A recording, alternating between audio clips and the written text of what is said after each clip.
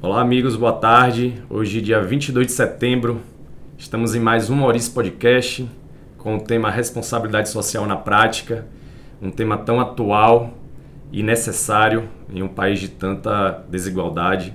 E estamos aqui com uma convidada especialíssima, minha amiga querida, Gabi. Muito bom. E a gente vai bater um papo muito bacana sobre o assunto.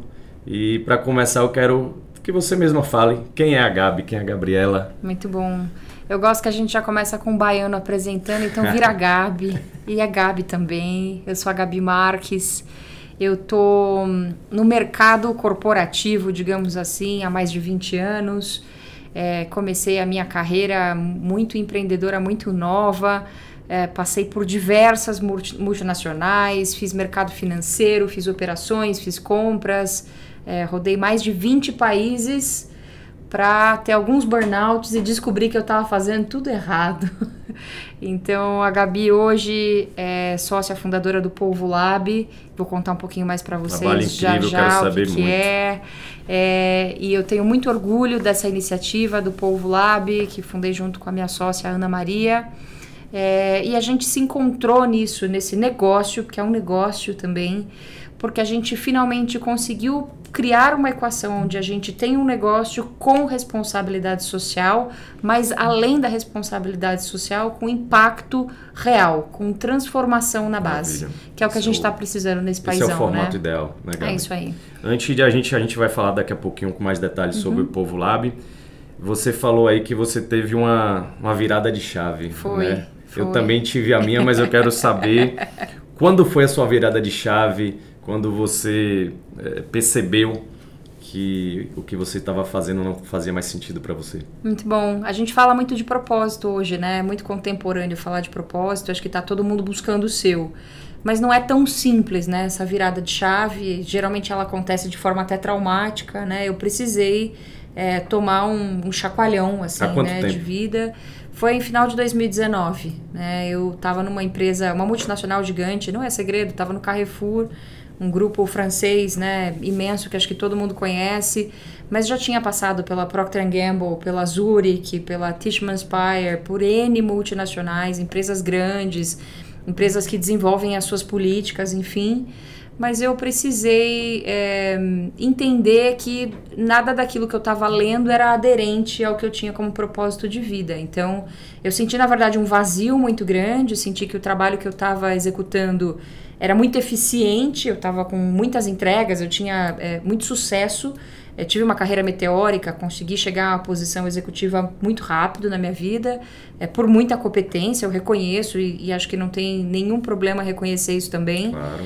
Mas eu eu estava vazia, né? Muito feliz na minha vida pessoal e tudo mais, mas muito vazia. A conta uma hora chega quando a gente não tá... Chega, né, Linho? Chega de verdade. Seguindo o nosso propósito. Né? Então... Mesmo que a gente não sabe qual é o nosso propósito. Eu não sabia o que era, mas eu só sabia que o que eu estava fazendo não era legal. Eu não estava no rumo certo. Aquilo não estava me preenchendo. E aí veio a pandemia. E antes da pandemia mesmo, eu resolvi que 2020 seria o meu ano sabático. Então, acho que a gente começa até um pouco essa conversa olhando para si, né? Sempre eu, né? Todo mundo tá buscando a sua razão. E eu comecei 2020 olhando para dentro, olhando para mim e pensando o que eu ia fazer no meu ano sabático, que eu pretendia, de alguma forma, buscar algum caminho diferente. E veio uma pandemia para me dar uma lição e, assim, agora falando de maneira muito egoísta mesmo, eu estava precisando de um choque muito grande para entender o que o meu potencial, o que minha competência poderia me fazer realizar. E isso não precisava necessariamente ser no trabalho que eu já executava. Então, a pandemia me trouxe, sim, um presente muito significativo que foi o meu propósito. Foi aí que eu me encontrei, né? E onde foi que você se encontrou na prática? Começou o ano de 2020, eu estava fora do Brasil, tinha ido fazer umas palestras nos Estados Unidos e eu comecei a ouvir falar de pandemia, na verdade, porque o meu marido me alertou, ele me ligou e falou, você vai voltar? Quando? Enfim, e quando eu voltei, já foi num dos últimos voos ainda sem máscara para o Brasil, vi que o bicho ia pegar, vi que a coisa ia ficar feia e falei, ok, né, de novo naquele modo egoísta, o que eu vou fazer trancada dentro de casa... como é que eu coloco alguma coisa em prática. E foi aí que veio a União São Paulo, na verdade, que foi um movimento muito natural, que nasceu de diversos grupos de WhatsApp, de empresários na época, alguns colegas que já estavam se mobilizando para fazer alguma coisa. E eu tinha duas coisas muito disponíveis naquele momento: tempo, muita energia, na verdade, né, e tempo. Então essas duas coisas que fizeram eu abraçar a causa do União São Paulo e realmente colocar um modelo operacional de pé que teve muito sucesso. Eu acho que foi algo que, quando a gente conversa, para quem não lembra, para quem ainda não ouviu, fica o convite também para ouvir o podcast que a gente gravou aqui com a Tati. Exato. Nossa amiga querida também, e amiga e parceira de Gabi também. Exato. E o discurso, a prática, na verdade, coincide, né? Muito. Com o que pessoas, empresários, né? Pessoas influentes, né? Artistas também. E daí surgiu União BR, União Rio, União São Paulo, União Bahia. Exato. E o movimento. E fala um pouquinho, Gabi, do União São Paulo. Muito bom. Como foi, fala de números, fala como foi. Ele acabou sendo essa sementinha, né, de capacidade de captação de recurso, porque grandes amigos empresários e pessoal da filantropia já fazia parte desses grupos de WhatsApp. A gente só foi cada dia mais engajando mais gente relevante que a sociedade toda conhece. O movimento começou São Paulo e Rio, muito latente disso que a gente vê o tempo todo, que o dinheiro circula por aqui mesmo. No eixo. Né, esse eixo. E num primeiro momento muito concentrado em atender as necessidades de São Paulo e Rio. Então, a União São Paulo teve um sucesso muito relevante. A gente chegou a distribuir, né, se a gente contabilizar só dentro da União São Paulo, mais de 3 milhões de cestas básicas, mas Olha esse isso. número é bem maior porque a gente fez parceria com N organizações, né, com muitas entidades que aproveitaram dessa capilaridade, do movimento de compras que a gente tinha, que era muito bom, era o mais forte. Recursos 100% privados. Recursos 100% privados, zero verba de dinheiro público. E a gente conseguiu colocar essa máquina para funcionar especificamente com uma causa. Levar comida para as pessoas que iam ficar sem renda durante a pandemia. Então, naturalmente, abrangeu toda essa base de famílias que já se encontravam em estado de vulnerabilidade, em situação de escassez e pobreza, mas também todos aqueles profissionais independentes e autônomos que do dia para a noite ficaram sem nenhum tipo No segundo dia, foi algo tão surreal que poucas pessoas ainda sabem do real impacto da pandemia de imediato. Não foram 30 dias depois, nem 90 dias Não, foi depois. imediato. 2 dias depois, aquele vendedor de água que depende de R$10 para levar comida, comprar o pão para casa. No dia seguinte não tinha ninguém mais na rua e ele ia vender para quem? A pandemia foi interessante porque ela transformou todos nós em vulneráveis de alguma maneira. Obviamente não com o peso que é o vulnerável que passa fome ou que não tem um teto ou que não tem condições, porque né, a gente fala muito do nosso meio e de todos os privilégios que a gente acaba tendo, mas aquele profissional, como você comentou, que vendia água, ou aquela manicure, aquele cara que estava trabalhando no balcão, aquele freela, todo mundo ficou sem renda. E aí do dia para a noite você acaba colocando todo mundo na mesma baciada, onde vai faltar comida. Esse era o slogan que a gente tinha naquele momento. A gente tomou uma decisão muito acertada bem no início da pandemia, que foi focar em uma causa, em comida. Porque se a gente tivesse dividido nossa capacidade de operação em comida, em água, em gás, em tudo que faltava, a gente não ia conseguir ter chego tão longe. E foi muito legal porque simultaneamente o Rio estava fazendo o mesmo movimento, Rio de Janeiro e o time todo que montou o União Rio. E aí foi um presente que a pandemia trouxe, essa conexão com tantos amigos incríveis, que daí a gente montou União BR, montou União em todos os outros estados do Brasil. Conectamos o Brasil inteiro, na verdade. Conectamos o Brasil inteiro. Em prol de ajudar pessoas ali na ponta, né? Foi muito rico isso. E o mais legal, aí na atuação do União BR, isso me deu a oportunidade de trabalhar outras causas que não só a cesta básica. Então teve muita eficiência na cesta básica, na comida no União São Paulo, mas, por exemplo, no União BR a gente conseguiu fazer uma ação que ela foi uma ação cinematográfica, sem precedentes e que dificilmente a gente vai conseguir repetir no Brasil, que foi a ação de suprir oxigênio em Manaus, né? Manaus e todas as cidades acessórias que acabaram ficando sem oxigênio. Então, foi um movimento maravilhoso, com muita gente inteligente agindo nos bastidores. A gente literalmente mudou a maneira de comprar oxigênio no Brasil, acabou com 2 cartéis de distribuição. E a gente fala disso, na verdade, com um pouco de naturalidade, porque esse foi o grupo que a gente conseguiu criar, de pessoas que estavam ali virando a madrugada, virando o dia, deixando de ficar com a família, né, deixando de priorizar os nossos interesses ali pessoais. De fato ao próximo, né, como voluntário, coletivo, no pró né? coletivo. E foi muito bonito, foi muito eficiente e foi muito bonito, né? E trazendo a Gabi lá, não que ela ainda não esteja presente dentro de você, tenho certeza que está latente. Antes de 2019, é empresária. Sim. Qual a importância, já trazendo para esses dias, né, de hoje, qual a importância dessas empresas apoiarem, né, iniciativas como União São Paulo, como União BR, como o fundo que você vai contar também aqui. Claro, claro. Então, qual a importância desse movimento empresarial? Acho que até antes de falar da importância, tem essa questão do protagonismo, né? Você até comentou, a gente não fez nada com verba de dinheiro público. Não, isso veio todo do setor privado e dificilmente você consegue movimentar um montante maior através de uma pessoa física, né? O Brasil é um país com bilionários, sim. É um país onde boa parte desses bilionários arregaçou a manga, sim, e ajudou durante a pandemia. Tenho muito orgulho de falar que a gente conseguiu contato com vários desses que eu sei que o tempo todo são criticados, mas que conseguiram colocar o dinheiro para trabalhar também em prol do social. Mas não tem como a gente falar em volume, em movimento de massa, sem envolver o empresariado. Então, acho que até antes da questão da desmobilização, tem a questão da viabilidade. Então, não adianta a gente pensar que vai fazer qualquer tipo de transformação no Brasil sem envolver as empresas. Expertise e agilidade, né? Você sabe que eu acho que a agilidade é um ponto que vai pegar. Porque, graças a Deus, né, o movimento do ESG é algo que veio, vai ficar e ele tem que ser perene, porque é como as coisas têm que funcionar.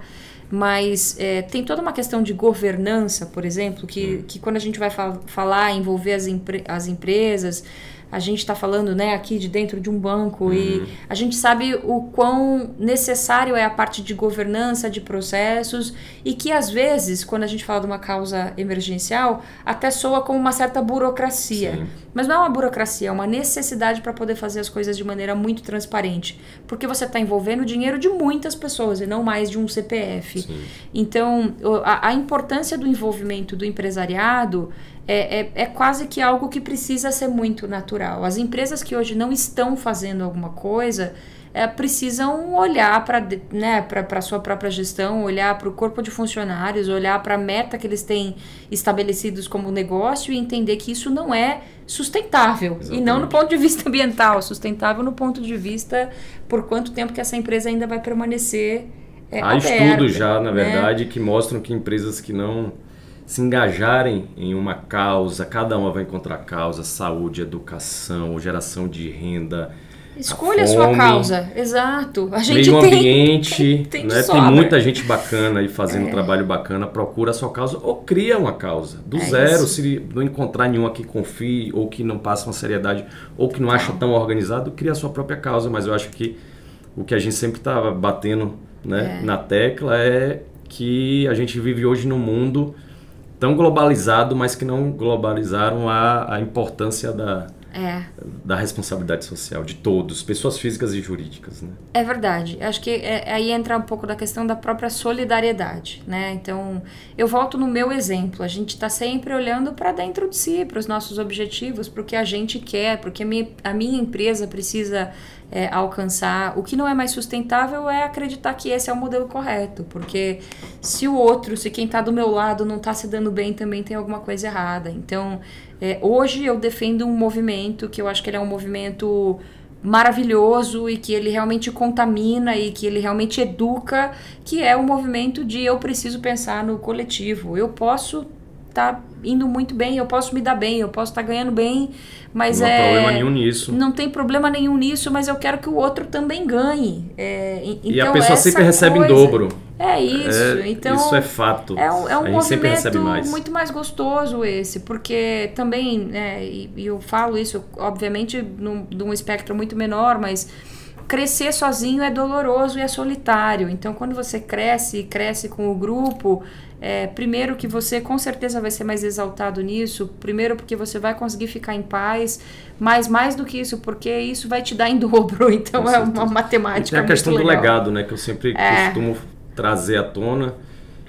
Ao fechar dos olhos, o que a gente deixou aqui nesse mundo? Exato. Se fosse só por bens materiais, se fosse só por dinheiro, Exato. A gente levava. Isso. Seja para onde quer que a gente vá. E vai ficar aqui e outros vão gastar. Então, acho que é legal a gente poder ser feliz gastando um pouco também com o que traz felicidade, o que nos traz coisas boas. Mas um ponto, assim, quando a gente faz essa virada de chave do empresariado para o meio solidário ou para as coisas que realmente precisam acontecer. Um negócio social, né? Para um negócio social.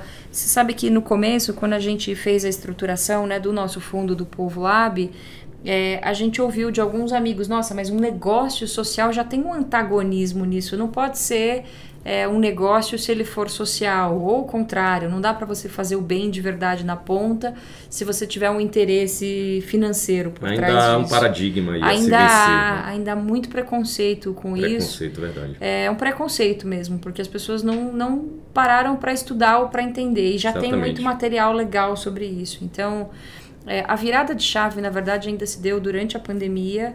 Eu e a Ana, que é a minha parceira, a minha sócia lá no Polvo Lab, a gente começou a se questionar muito do trabalho que a gente estava fazendo dentro do União São Paulo. Então, com certeza, era um trabalho com muito sucesso. A gente conseguiu criar esse fundo que chegou muito longe, mas ele era insatisfatório no ponto de vista de o que eu estou fazendo pelo amanhã. Então, o Polvo Lab nasceu durante a pandemia. O Polvo Lab nasceu durante a pandemia. A gente passou 1 ano e meio pesquisando, estudando, até fazer o lançamento dele mesmo em 2021, né? A gente rodou muito, eu e a Ana, a gente comeu muita poeira no sertão, a gente rodou bastante, principalmente pelo Piauí, Bahia, ali, Pernambuco. Conta um pouco mais do para chegar nessa equação. Esse projeto incrível que eu tive prazer de conhecer no início, né? Exato. Bem no início. Bom, o polvo é polvo, né? Polvo do animal mesmo por alguns motivos muito especiais. Primeiro porque a nossa ideia é que, assim como a gente falou do União São Paulo, as coisas acontecem aqui em São Paulo, né? Os nossos amigos, as empresas, os fundos, os bancos, o movimento está acontecendo aqui em São Paulo e eu diria, até irresponsável a gente não enxergar e não reconhecer isso. A gente precisa aproveitar melhor isso. Então, a gente queria ter uma cabeça aqui em São Paulo, um espaço legal. O sonho da Ana era um espaço bacana, com educação, com gente muito jovem, trocando ideia, falando de soluções diferentes. Então, materializar isso mesmo num espaço físico, para que a gente tivesse esses pontos espalhados no Brasil inteiro, onde a gente conseguisse... Daí vem os tentáculos. Aí que vem os tentáculos. Porque quando a gente começou a fazer... O desenho realmente parecia essa constelação e a gente viu que pareciam, na verdade, mais tentáculos. E teve uma coisa muito bonita, porque o animal, o polvo, a gente faz essas metáforas, ele... mais de 70% dos neurônios não estão na cabeça, eles estão nos tentáculos, né? As terminações nervosas dos tentáculos é o que mandam, né? Que demandam a inteligência do polvo. E é assim pra gente também. A nossa inteligência não tá aqui em São Paulo. Aqui tá a possibilidade de capilaridade, de recursos e de acesso a muita coisa. Mas a inteligência tá na ponta. A inteligência tá na rosa, muito bacana, lá em Betânia do muito Piauí, bonito. Que sabe como plantar pimentão na época certa. A inteligência tá lá no seu Felipe, que é apicultor desde sempre, desde a geração do pai dele. A inteligência tá no operacional. A inteligência tá no operacional e tá na ponta, então tá nos nossos tentáculos. E acabou dando um acrônimo muito legal, muito bonito, que é exatamente o propósito nosso, que é conectar pessoas com oportunidades, sempre visando a liberdade de escolha, que é uma coisa que a gente não vê na filantropia, a gente não vê nos programas assistencialistas a liberdade de escolha, já falo um pouco sobre ela, conectando tudo isso através da vocação do local. E aí o nosso desafio que é fazer isso de uma maneira mais ousada e por que não mais original. Porque muita gente já tentou vender brasilidade ou falar de brasilidade. Quando eu falo de brasilidade, são dos produtos brasileiros que a gente tem que ter orgulho, né? Mas a gente tinha esse incômodo de essas coisas estarem sempre sendo tratadas como produtinhos ou como commodity, né? Então o Polvo é esse grande fundo privado de investimento que roda o Brasil inteiro buscando grandes cadeias produtivas, estimulando os sistemas coletivos, as cooperativas, para que elas trabalhem melhor esses produtos. A gente ajuda em todas as etapas, capacitação, educação, preparação do produto, garantia de qualidade, garantia de escala, sazonalidade, certificações, enfim, marca, até colocar esse produto na prateleira, seja ele o produto que for. A gente só tem um pré-requisito. Tem que ser produtos que a gente sabe que o consumidor vai gostar, que tenham qualidade absurda e a gente pode ajudar a atingir essa qualidade absurda e que eles sejam recorrentes, né? A gente não começou ainda a trabalhar, por exemplo, com artesanato, que a gente sabe que é muito rico no Brasil, porque a gente sabe que o consumidor vai comprar isso uma vez só. Sim. Ele não compra com recorrência. Então, quando a gente conseguir encontrar essa equação... sustentabilidade econômica, né? Exatamente. Para quem está na ponta. E aí volta naquela máxima, né, de que as pessoas estranhavam, mas é um negócio social? É um negócio social. Porque através de fazer esse negócio girar, ele ser rentável, ele ser sustentável, que a gente consegue realmente fazer a transformação na ponta. A gente não tem um empregado na ponta hoje. A gente tem parceiros, nanoempreendedores, que cada um, da sua forma, conseguem se juntar aos sistemas cooperativos e eles são os cooperados dessas grandes cadeias. Cita alguns exemplos de produtos que vocês já veem. Tem o nosso queridinho, que é o mel mesmo, mel, né? Que é o primeiro produto. Isso, é um bom. mel que chama Mel Mesmo. A marca é Mel Mesmo, até por conta dessa provocação de que mel é um produto do Piauí, de Simplício Mendes, no sertão do Piauí, e com certeza de mais municípios que acabam envolvendo ali aquela região. Hoje é um mel que já impacta a renda de 600 famílias. Olha que bacana. 600 famílias que vivem da apicultura no sertão do Piauí. É um produto que consegue valorizar esse preço do mel, né, do quilo que o apicultor coloca dentro da cooperativa. Ele é um produto que acaba com o atravessador, que é um dos principais problemas que a gente tem no agro no Brasil hoje. As famílias estão lá na agricultura familiar, na ponta. Isso acontece, o Brasil é riquíssimo nisso. Mas o atravessador chega com uma oferta de mercado abaixo do preço de custo. Então, é isso que a gente tem tentado transpor. Então, o mel é o primeiro deles. Limitando o pequeno produtor para crescer. Limita, porque ele tem ali todo o custo de produção, não tem nenhum tipo de suporte para isso, quando ele não está assessorado. E o atravessador chega e leva essa produção por um preço baixo. E por que o atravessador leva? Porque aquela família está numa situação vulnerável hoje. Ele participa fatalmente de algum programa assistencialista do governo, que está ali para ajudar mesmo, né? Seja o famoso Bolsa Família, o Auxílio Brasil e tudo que foi virando esses programas de assistência. A família depende disso. A gente tem uma mentalidade aqui no Sudeste muito pesada, né? Eu estou falando de amigos mesmo, sem nenhuma trava na língua, de falar, mas o pessoal que depende de um auxílio emergencial é o pessoal que não trabalha. Não, tem muito trabalhador de verdade. E às vezes é porque não conhece a realidade. Às vezes não, com certeza não conhece a realidade. Com certeza não conhece Já tive a realidade. casos, inclusive, de amigos aqui também de São Paulo que estavam comigo no sertão, fazendo trabalho voluntário e chegou para mim discretamente e falou assim, olha, eu era contra programas assistenciais, mas depois de ver o que eu vi aqui, a real necessidade que não tem nem possibilidade de geração de renda, não tem o que fazer, por mais esforçado que a pessoa seja, eu mudei todo o meu conceito. E a gente está vivendo dois mundos muito distantes, né? A gente está aqui hoje num lugar maravilhoso, na Faria Lima, que, né, nos trouxe tantas coisas boas, mas quando a gente pisa realmente no sertão, a gente pisa nesses ecossistemas de biomas tão riquíssimos que a gente tem no Brasil, mas que não tem acesso a mercado, a gente está falando, né, de um paradoxo bem absurdo. Sim. Então o povo veio, na verdade, para diminuir essa ponte entre o consumidor e o mercado. E a gente falou do mel, mas tem tantas coisas legais ali em processo. Lá da sua Bahia maravilhosa, a gente está trabalhando com nibs de cacau e amêndoa de cacau.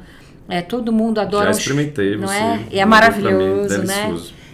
Bahia Cacau é a primeira marca de agricultura familiar da Bahia, tem uma história incrível. Maravilhosa. Então esses produtos já podem ser achados aqui em São Paulo?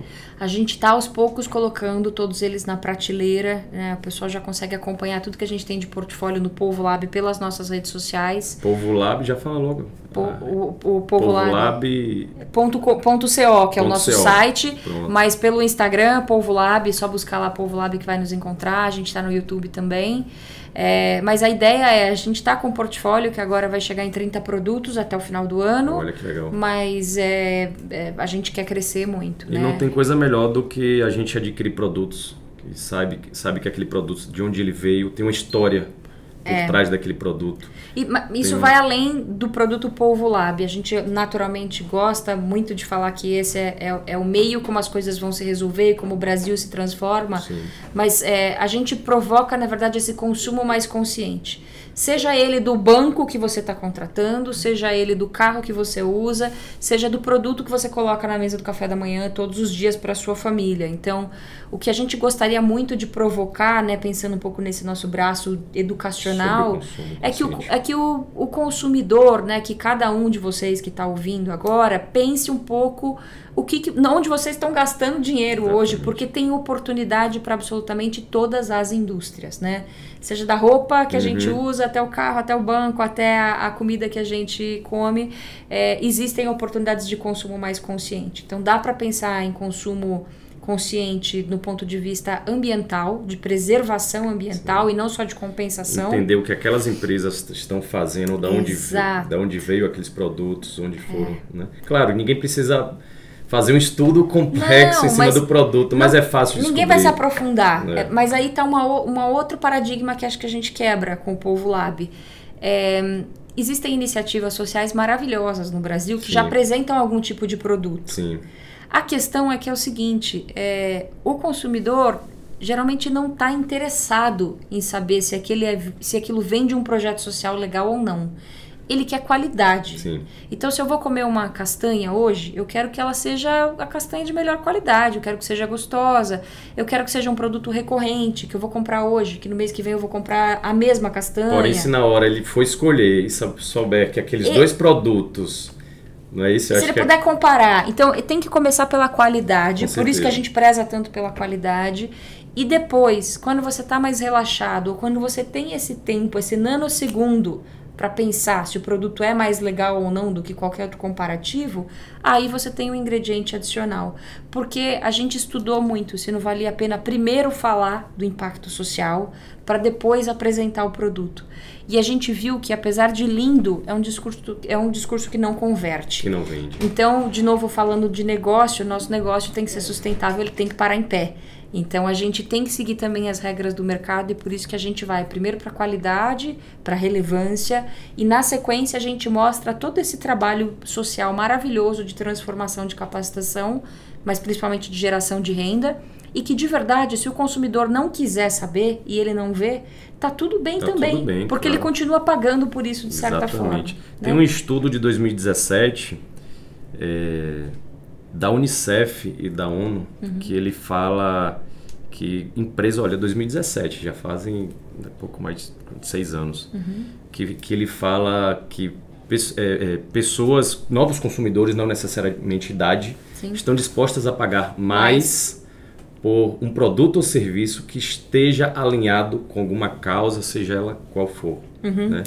Ou seja, mostra que aquele produto traz um valor agregado. Quando ele tem quando ele vem agregado ali com a responsabilidade social ou ambiental. E faz muito, é muito interessante a data do estudo 2017, porque foi realmente quando todo mundo começou a estudar o advento, né, de conexão com projetos sociais ou ambientais muito legais. Sim.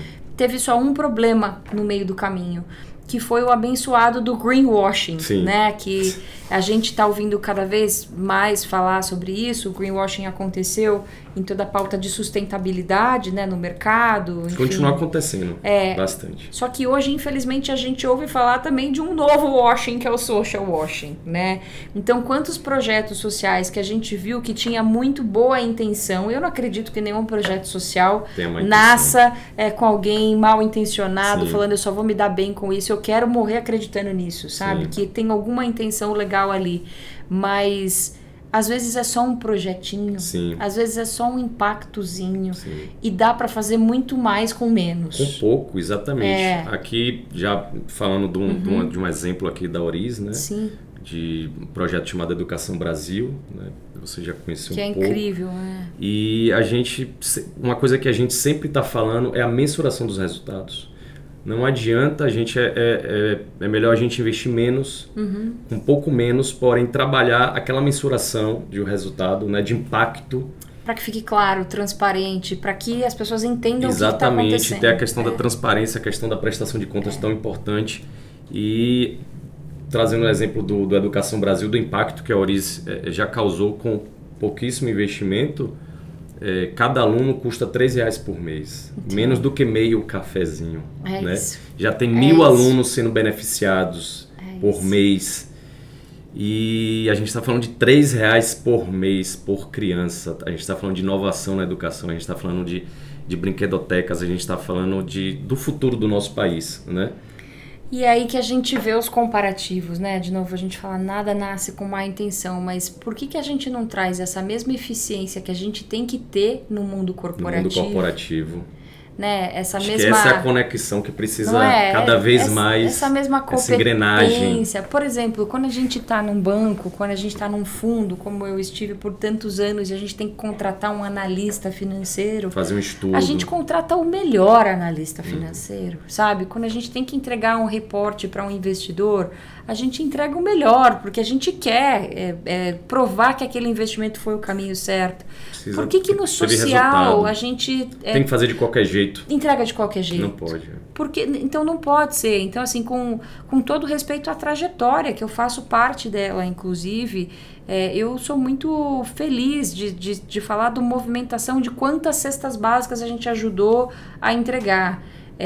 Era uma questão necessária? Era, só que aquilo é emergencial. E mesmo a entrega de cesta básica, que ainda em muitos locais continua sendo essencial, há como a gente fazer de uma forma inteligente. Dá para fazer. Mapeamento diagnóstico, legal. Entender as verdadeiras lideranças. Tem lideranças e lideranças, às vezes não são reconhecidas da determinada comunidade. Exato. Fazer uma lista, né? Simples, não precisa também burocratizar o processo. Mas assim, o que eu não admito mais, o que eu não consigo mais engolir, eu não consigo mais passar para frente, por que eu vou gastar uma energia para fazer a distribuição de cesta básica, se eu posso distribuir a cesta básica e trabalhar a geração de renda ali, Sim. né? Então é isso que tá faltando, sabe? Fechar o círculo, né? Pegar aquele círculo e não só dar o alimento, às vezes não adianta também de querer gerar renda ou dar educação, se aquela família ou aquela criança é o básico, né? está com Depois fome. disso tem que... Ninguém trabalha com barriga vazia, ponto. Sim.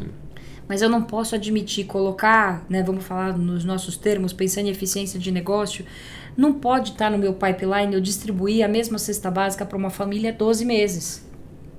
Eu posso distribuir a cesta básica para a mesma família 12 meses, contanto que eu tenha um programa de acompanhamento para que essa família saia da situação de pobreza. Para que no 13º mês ela não precise daquela cesta básica. Porque senão eu estou sendo irresponsável. Não está dando sustentabilidade. A gente sempre tem que pensar na sustentabilidade do projeto. Então, assim, quantas famílias a gente acompanhou no União São Paulo, que a gente entregava e a gente ouvia, pô, mês que vem, que horas que vai chegar a cesta básica? A gente fica, obviamente, com ansiedade de captar, de buscar, de conseguir realizar, mas também dá uma certa amargura, porque você fala assim, peraí, esse ciclo não tem fim. Esse ciclo não tem fim. Enquanto eu não trabalhar a consciência daquela família, o acesso ao mercado, porque tem, assim, eu acho que... Da oportunidade, né? Criar oportunidades. Eu vou conectar de novo ao que é o mote do Povo Lab. Porque a gente estudou muito isso, a gente ficou muitas noites sem dormir, assim, pensando se a gente também não estava sendo muito pretensiosa em desenhar um caminho, né, de solução de pobreza. Obviamente o nosso é um caminho. A gente quer ver outras centenas de caminhos diferentes se formando, né? Então, não é a verdade absoluta, mas é uma verdade que a gente está muito em paz de que ela é eficiente. Mas a gente acredita em duas máximas. A primeira é de que a gente ama esse país, o Brasil tem muito recurso, o Brasil tem muita coisa legal que pode ser melhor trabalhada, não falta recurso. Então, essa é uma máxima que a gente acredita. A gente tem 6 biomas diferentes, tem centenas de espécies, animais e vegetais que podem ser melhor trabalhadas, né? Então, essa é a primeira máxima que a gente acredita. E a segunda máxima que a gente acredita é que qualquer pessoa mesmo, independente do estado de vulnerabilidade, do histórico dessa pessoa, da região do Brasil onde ela se encontra, se essa pessoa receber o estímulo correto, a capacitação correta e, mais importante do que o estímulo e a capacitação, a ponte, a oportunidade, essa pessoa é capaz sim de ajudar a trazer sua própria renda. Com certeza. Então não é que você do dia para a noite vai ter um monte de ela gente. para fazer isso pelos outros também. Então a questão de oportunidade ela é muito relativa, porque oportunidades para a Gabi que está aqui na Faria Lima são completamente diferentes para a Rosa que está no sertão do Piauí. Sim. Então a partir do momento que a gente funciona como essa ferramenta para gerar mais oportunidades para aquela família que está lá na base, na ponta, numa situação de vulnerabilidade maior, a gente consegue trazer ela também para a produção. E aí ela faz parte desse mecanismo de sustentabilidade tanto quanto a gente aqui. Então essas são as nossas duas crenças, de que tem abundância, só que essa abundância está mal conectada e essas oportunidades não chegam para as pessoas que estão precisando cada vez mais demais, né? Perfeito. Então é aí que a gente tenta diminuir esse gap de alguma forma através dos nossos produtos, né? Sim. A gente falou de produto, falou de projetos, né? Falou de inteligência social, diagnóstico social. Eu queria saber de você, como pessoas físicas, né? ou empresas que estão nos ouvindo ou, né, podem em algum momento ter acesso, que poderiam ajudar a apoiar esses projetos, saber mais sobre esses projetos, como elas podem começar. Perfeito. Ou aumentar esses projetos, né? Maravilhoso. A gente acredita muito que esse é um caminho muito eficiente de extinção da pobreza. Então, a primeira coisa que você que está ouvindo a gente pode fazer é acompanha o que a gente tem de produto, divulga esses produtos que são legais. Tem lá o Mel Mesmo, tem o Nibs da Bahia Cacau, a gente está lançando o pessoal da Copirecê e de Irecê na Bahia, com a polenta, que todo bom paulistano ama uma polenta, então vai ter polenta orgânica, legal, de agricultura familiar, o flocão de milho, tem as castanhas todas do pessoal da Aratinga, enfim, acompanha o que a gente tem de produto, divulga, consome, fala para os amigos, substitui uma coisa que é da grande indústria por agricultura familiar. Essa já é uma maneira assim muito eficiente de ajudar o nosso projeto de alguma forma. Para as empresas que se interessarem, tem duas maneiras bem legais de apoiar. A primeira é a mais óbvia. A gente consegue fazer, ao mesmo tempo, 30, 40 produtos. Se a gente tivesse tração, capacidade financeira, inclusive, a gente podia estar fazendo 100, 200. Então, quem tiver interessado nesse modelo de negócio, a gente vai abrir para captação até o final do ano. Maravilha. E acho que vai ser muito legal. Mas tem uma maneira menos óbvia das empresas ajudarem, que principalmente do setor alimentício, tem 1 zilhão de ingredientes que a gente usa aqui no Brasil hoje que é importado, seja de onde for. Então, o Polvo Lab ajuda a trazer a questão de padronização, continuidade, garantia de entrega. Fazer a ponte, que as grandes indústrias acabam se retraindo porque tem medo que o pequeno agricultor não vai conseguir dar conta, né, dessa entrega. Então a gente funciona como essa também, de novo, ponte ou ferramenta para que o pequeno consiga chegar numa indústria grande. Então a indústria alimentícia com certeza nos interessa muito. Só um fato curioso, você consome iogurte? Sim. Iogurte com mel? Sim. O iogurte com mel industrializado aqui do mercado brasileiro não tem mel, tem um composto de mel. É por isso que o mel da Polvo Lab é mel mesmo. É isso, exato. Então, por exemplo, se o iogurte que todo mundo consome de manhã com mel tivesse mel, talvez a gente já tivesse pelo menos mais 1.200, talvez 1.500 famílias de apicultores que poderiam estar abrindo mão de um Auxílio Brasil.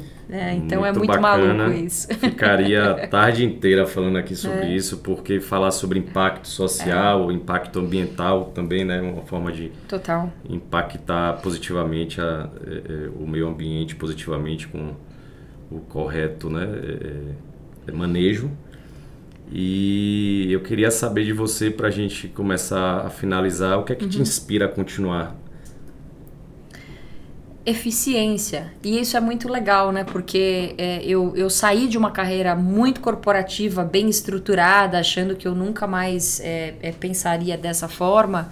Mas quando eu falo da eficiência é porque a maneira como a gente está fazendo as coisas na ponta, ela é tão gratificante, eu vejo tanto resultado, assim, eu vejo tanta transformação acontecendo, que essa eficiência me motiva a fazer mais um, e a fazer mais um, e a fazer mais um. Então, vai muito além de um sonho romântico de acabar com a pobreza no Brasil. Não, é ver um caminho muito claro, muito tangível, muito transparente. E sustentável, e legal, e prazeroso, que todos os dias me motiva a falar assim, Gabi, acorda da cama, porque tem mais 2, ou porque tem mais 3, que dá para transformar dessa forma mesmo, e que dá para chegar com muito mais valor no mercado. Então, tá muito longe de ser um sonho, um ideal. Hoje, ver a transparência do processo é o que está me motivando e é o que me deixa muito feliz. Muito bacana. E qual aquele sonho? Você falou em sonho agora, mas a gente sempre não deixa de ser um sonho. Sim. Eu sempre falo que nós aqui todos sonhamos juntos, né? Quem trabalha ali pelo social e pelo ambiental é um sonho. Porém, é um sonho que a gente já está praticando, já está colocando na prática, né? E isso é muito bom, né? Não fica aquela coisa utópica. Nossa, e se um dia E a gente está aqui, inclusive, convidando pessoas que estão nos ouvindo a sonhar junto conosco. Porque é gostoso, né? Não faz é aquela muito coisa bem. intangível. A gente faz isso com o maior amor e prazer do mundo. Mas você sabe que se ainda assim eu precisasse classificar um sonho, né? Pensando um pouco desse lado mais romântico que todo mundo fala, o seu sonho... É um sonho que eu acho que é bem pé no chão também. Eu quero que a minha filha, Aurora, que acabou de fazer 1 aninho, tenha a capacidade de escolher produtos muito legais na prateleira que realmente estão entregando transformação. Então, hoje eu vou no supermercado, por exemplo, e eu não tenho como encher o meu carrinho com coisas que vão transformar o meu país. A minha filha vai ter. Então, acho que esse é um sonho muito legal de colocar como meta, né?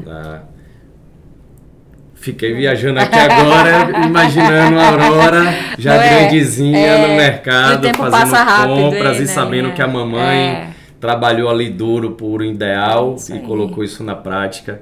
Gabi, muito feliz aqui por receber você. Com certeza a gente vai continuar conversando sobre esse assunto, fomentando esse assunto. O grande ideal nosso aqui desse podcast com esse assunto é esse, né? A gente fomentar... falar aqui que na Auriza a gente está com um projeto muito bacana, Educação Brasil. Estamos em campanha, né? Então já estamos beneficiando mais de 1.000 alunos, já foram capacitados mais de 450 professores no sertão da Bahia. E quem sabe um dia a gente chega no Piauí também e no restante do país. Vai conectar sem dúvida, e até aproveitando e fazendo a ponte.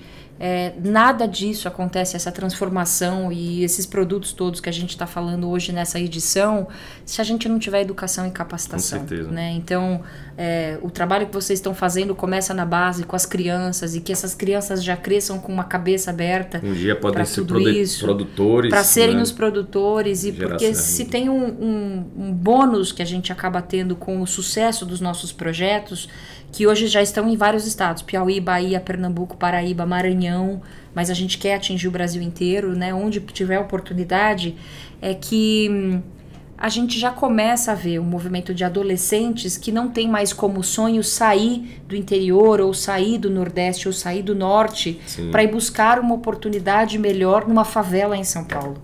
Então a gente quer uma geração que essa riqueza, já com novas aspirações, né? Novas aspirações e orgulho da sua terra, né? Então, se tem uma coisa que realmente faz a gente ficar muito empolgado, é ouvir um jovem apicultor dizendo que aquela terra é dele, aquele mel foi ele que produziu. É uma coisa quase ancestral que ele está colocando de pé ali, que é o contato com a terra. Isso é muito bonito. Então, acho que a gente consegue fomentar através da educação sempre. Então, com certeza. Caminhos vão se cruzar, sem dúvida. Gabi, obrigado. Esse foi mais um Auriza Podcast, Responsabilidade Social na Prática.